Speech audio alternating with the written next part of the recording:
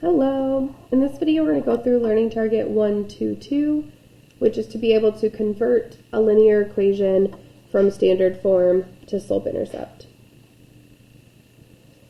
So up here I'm just going to write my slope-intercept form, y equals mx plus b.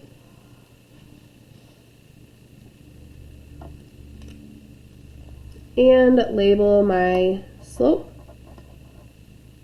and my y-intercept.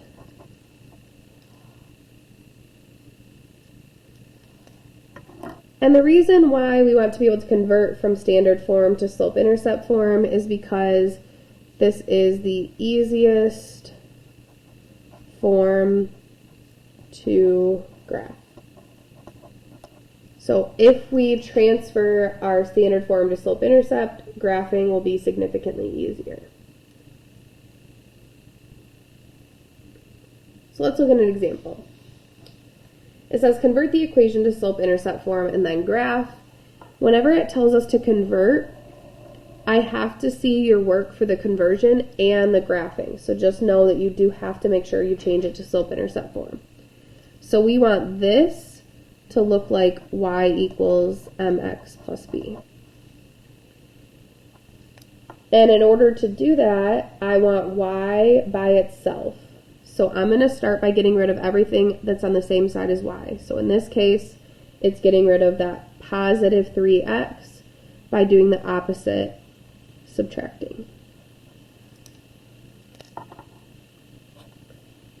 So we have y equals, and then these are not like terms, so you don't want to combine them. I just want to write 5 minus 3x. And every time I do something, I want to go compare my answer to the template. And you can see I'm close. It says y equals, but I want my mx to come first, and it's not coming first.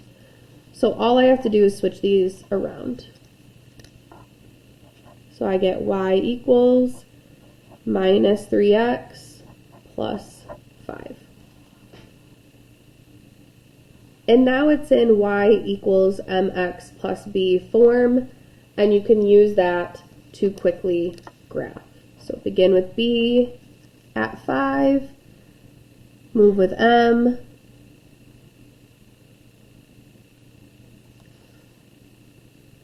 and then you can graph that line. Make sure you use a straight edge. Don't just sketch it like me. But there's our line.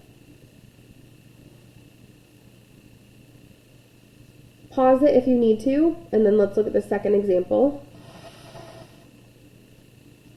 In the second one, we again want to convert it, so we want it to look like y equals mx plus b. And I want to start by adding 4x to both sides. So we get 2y equals.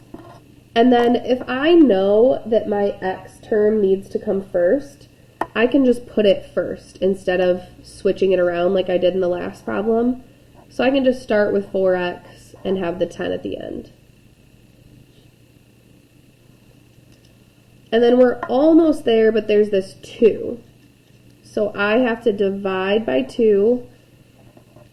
And when we divide or multiply, we do it to everything. So I need to divide everything by 2. This and this. So make sure whenever you divide everything so you get the correct answer.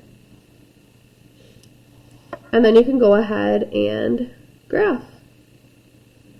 So switching it to slope-intercept form makes our life a lot easier when it comes to graphing. Instead of plugging in 0 for x and solving, and then plugging in 0 for y and solving, we can just do this and graph it much quicker.